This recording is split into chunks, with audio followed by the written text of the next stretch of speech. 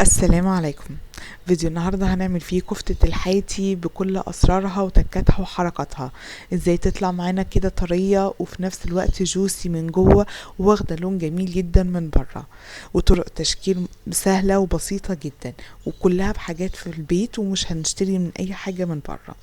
تابعوا معايا الفيديو للآخر عشان نعرف ايه هي أسباب نجاح كفتة الحياتي وسر ريحتها الجبارة اللي تقدر توصل لنا، ومش بس كده شكلها الجميل وسر اللمعة بتاعتها.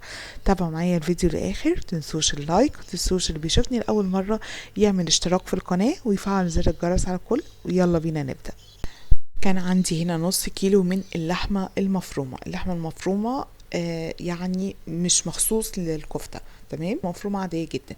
كان عندي هنا نص كيلو، ضفت عليها ربع كيلو من البقري او هنا مبشور، يعني كان مجمد، وحوالي ربع كيلو. نص الكمية بتاعت اللحمة المفرومة لو عندكم ليا جميل جدا، دهن او ليا مفيش مشكلة.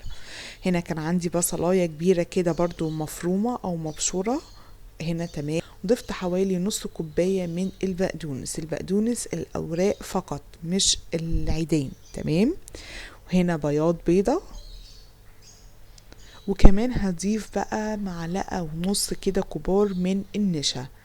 صدقوني المواد دي كلها رابطة وفي نفس الوقت بتحافظ ان هي ما تكشش وهتديكوا طراوة من جوه. هضيف بقى نبهر بقى الكفتة بتاعتنا معلقة كبيرة كده من الملح ونص معلقة كبيرة من الفلفل الاسود.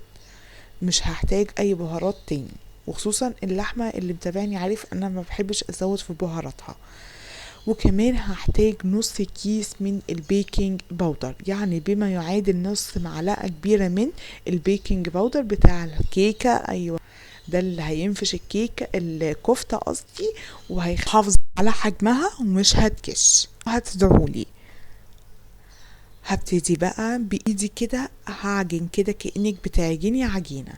ندخل كل المكونات دي كده مع بعض، والشرط بقى احنا عايزين نعجنها فترة طويلة لغاية ما العجينة فعلا الخيوط بتاعة اللحمة المفرومة تبان، يعني عايزين نقعد نعجن فيها كتير جدا.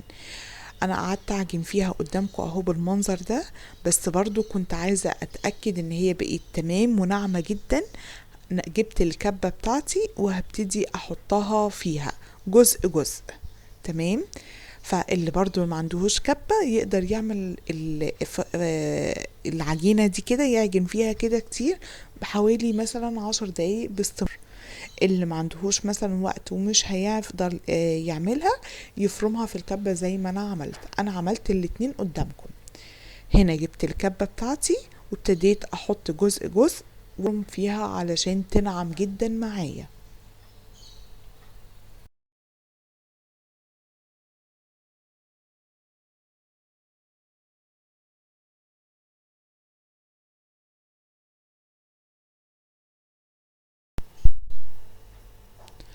هوريها لكم بقى بعد ما فرمتها. بصوا شكلها بقت متداخلة كلها في بعض. انا عايزة كده. هشيلها في التلاجة لمدة ساعة واحدة. اثناء الساعة دي بقى جبت كده مية بصل حوالي ربع كوباية او نص كوباية، مش هحتاج اكتر من كده، مية بصل فقط. وضفت عليها معلقة كبيرة من الزيت. تقدروا البصل اللي ضفناه على الكفتة في الأول تاخدوا شوية وتاخدوا المية بتاعته، تمام. ضفت شوية من الملح، شوية بسيطة، وشوية من الفلفل، وكمان السكر، معلقة كبيرة كده بسكر. طبعا اللي شاف فيديوهات المشاوي بتاعتي السكر دي لون. ضفت معلقة كده سكر، قلبتهم كده تقليبة كويسة عشان اتأكد كل المكونات دي. هستخدم عصيان الشيش طاووق، لو هما العصيان دي رفيعة استخدمي 3 4 مع بعض، لو هي تخينة استخدمي 2 بس. انا هنا كنت عاملة 2 تخان وواحدة رفيعة. ابتديت كده ابل ايدي بالخليط اللي احنا هنعمل بيه الكفتة، المية البصل بالخلطة بتاعتها، وابتديت كده اخد جزء من الكفتة واصبعها كده على العصيان بتاعت الشيش طاووق. طبعا طول الكفتة يرجع لكم انتوا، حجمها نفسه برضو يرجع لكم انتوا.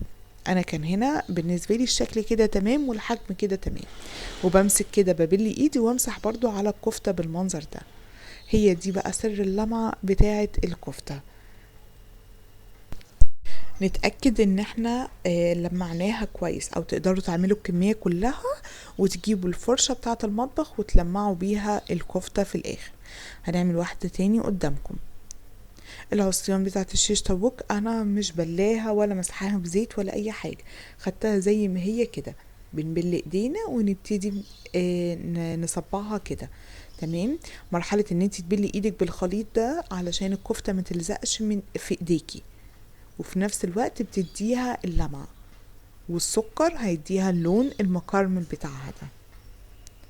جبت هنا الصينيه دي بتاعت المشاوي بتاعتي، بصوا طلع عينيها زي ما بيقولوا. رصيتها كده بالمنظر ده، وضفت كوبايه من الميه، والباقي من البصل والخليط البصل اللي كنت ببلي فيه ايدي برضو ضفته هنا. هنسخن الفرن على اعلى حاجه، وهنحط الصينيه الجميله دي بتاعتنا كده في الفرن من غير شوايه ومن غير اي حاجه اهو. نثبتناها على الصينيه بتاعتنا. بعد ربع ساعه هبتدي اقلبها، ان الوش اللي من فوق ده هيبقى اخد لون. هبتدي الف العصيان كده لغايه ما كلها تبقى نفس اللون. تمام. لازم في مرحله ان احنا نلفها وهي في الفرن وندخلها تاني، علشان هتبقى من فوق واخده لون ومشويه، ومن تحت هتبقى لسه زي ما هي، فهنلفها عشان برضو من تحت تاخد لون. ابتديت اهو اسحبها قدامكم بمنتهى السهوله، وبتطلع اهي من غير اي حاجه. شايفين لونها الجميل؟ بصوا بتطلع بمنتهى السهوله، لازقه ولا اي حاجه، وطريه جدا في ايدي.